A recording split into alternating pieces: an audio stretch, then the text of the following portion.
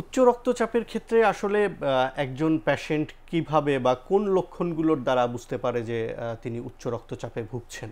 ধন্যবাদ। অনেক ক্ষেত্রে পেশেন্টের কোনো সিমটম নাও থাকতে পারে, কিন্তু আমরা ব্লাড প্রেশার মেপে দেখি যে অনেক প্রেশার হাই।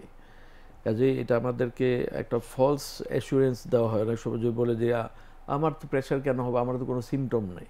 এটা কিন্তু বয়স্ক মানুষদের ক্ষেত্রে এই কথাটা বেশি প্রযোজ্য। কিন্তু ইয়াং যারা, তাদের যদি প্রেশার হয় তারা অনেকেই সিমটম টের পায়। যেমন পিছনের দিকে দিকে ব্যথা করা, এটাকে আমরা বলে অক্সিপিটাল হেডেক, এটা হয়।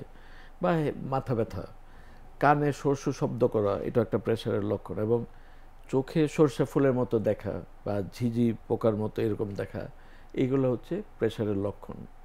তো তারপরে প্রেশারের কিছু কমপ্লিকেশন হয়। সেই কমপ্লিকেশন হলে তো অলরেডি লেট। ধরেন স্ট্রোক, স্ট্রোক হতে পারে, বা চোখ কিন্তু অন্ধ হয়ে যেতে পারে, বা চোখের দৃষ্টির শক্তি কমে যেতে পারে। এই ধরনের বেশ কিছু কমপ্লিকেশন হলে আমরা টের পাই যে হ্যাঁ, পেশেন্টের প্রেশার। তারপরে কিডনির কারণে অনেক সময় প্রেশার হয়ে থাকে। সেক্ষেত্রে অনেক সময় দেখা যায় শরীরে পায়ে পানি আসছে, পেশাবের সাথে রক্ত যাচ্ছে। এই সিমটমগুলো থেকেও আমরা একটা সন্দেহ করি তাহলে কি প্রেশার বেড়ে গেল কিনা, এইভাবে কিছু সিমটম থাকে। এগুলো যদি হাই প্রেশারের সিমটম হয়ে থাকে তাহলে লো প্রেশার যেটা বলা হয়, নিম্ন রক্তচাপ, এটার জন্যও কি একই ধরনের সিমটম কিনা? না, ধন্যবাদ। আসলে আমাদের বইয়ে লো প্রেশার বলতে কোনো এরকম কোনো ক্যাটাগরি নাই।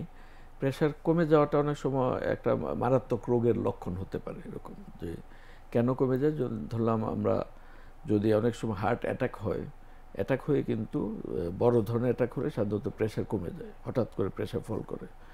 তারপরে পেশেন্টের যদি ডায়রিয়া হলো, অনেকবার বাথরুমে যাচ্ছে, প্রচুর ডায়রিয়া, ভমিটিং, এইসব কারণে কিন্তু প্রেশার কমে যেতে পারে। তারপরে এক্সেসিভ ড্রাগ যদি হয়, হাইপারটেনসিভ ড্রাগ, বেশি ড্রাগ হয়ে গেল, সেক্ষেত্রে প্রেশার কমতে পারে। এই ধরনের পরে heat exhaustion, heat stroke, heat স্ট্রোকে সাধারণত বডি টেম্পারেচার বেড়ে যায়, কিন্তু হিট এক্সোশন যখন হয় এর পরের ফেজে প্রচুর সুয়েটিং হয়ে প্রেশার ফল করতে পারে।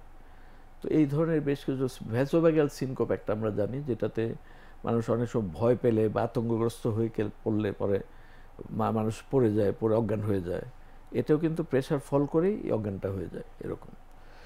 তো এই ধরনের কিছু কন্ডিশনে প্রেশার ফল করতে পারে। অনিয়ন্ত্রিত ব্লাড প্রেশারের কারণে আসলে শরীরে যে ধরনের ব্যাড ইম্প্যাক্ট তৈরি হয়, এগুলোর কারণে শরীর কি কি ধরনের ক্ষতির সম্মুখীন হয় বা ক্ষতির মধ্য দিয়ে যায়? ধন্যবাদ। এটা খুবই গুরুত্বপূর্ণ প্রশ্ন। যে আমরা যদি চিন্তা করি যে প্রেশারের ওষুধ কেন খাবো বা না খেলে কি ক্ষতি, এরকম আসলে কিছু কিছু ডিজিজ কিন্তু আমরা কিওর করতে পারি না। ধরেন হাইপারটেনশন, ডায়াবেটিস, ব্রঙ্কেল অ্যাজমা, এইসব ডিজিজগুলোকে কিন্তু ফুললি কিওর করা যায় না, কিন্তু কন্ট্রোল করে রাখা যায়। তাহলে এই জন্য হাইপারটেনশনটাকে কন্ট্রোল করা খুবই গুরুত্বপূর্ণ। না করলে কি হবে, না করলে যেমন ব্রেনের ক্ষেত্রে স্ট্রোক করবে, চোখ অন্ধ হয়ে, যে একটু আগে বললাম যে অন্ধ হয়ে যেতে পারে, বা দৃষ্টিশক্তি ক্ষীণ হয়ে যেতে পারে বা কমে যেতে পারে। হার্টের ক্ষেত্রে হার্ট অ্যাটাক হয়, হার্ট অ্যাটাক হওয়ার অন্তত 25% কজ হচ্ছে হাইপারটেনশন। তারপর কিডনি ফেলিওর, কিডনি ফেলিওর আমাদের দেশে অন্যতম কারণ। কিডনিগুলো নষ্ট হয়ে যায়, যে পেশেন্ট অনেক সময় ডায়ালাইসিসের পর্যায়ে চলে যায়। এর প্রধানতম কারণ কিন্তু এই দুইটা রোগ, মেইনলি ডায়াবেটিস এবং হাইপারটেনশন। তো কাজেই এই কারণে কিডনিও নষ্ট হয়ে যায়। এরপরে পেরিফেরাল ভ্যাসোকনস্ট্রিকশন, পায়ের রক্ত রেগুলার শুকিয়ে যায়, অনেক সময় দেখা যায় পায়ে গ্যাংরেন হচ্ছে, অথবা পায়ের ব্লাড সাপ্লাই কমে গিয়ে অনেক সময় দেখা যায় পায়ে পেশেন্টদের হাঁটতে কষ্ট হয়, এবং অনেক সময় গ্যাংরেন হয়ে সিরিয়াস ফর্ম হলে তো পা কাটতে হতে পারে।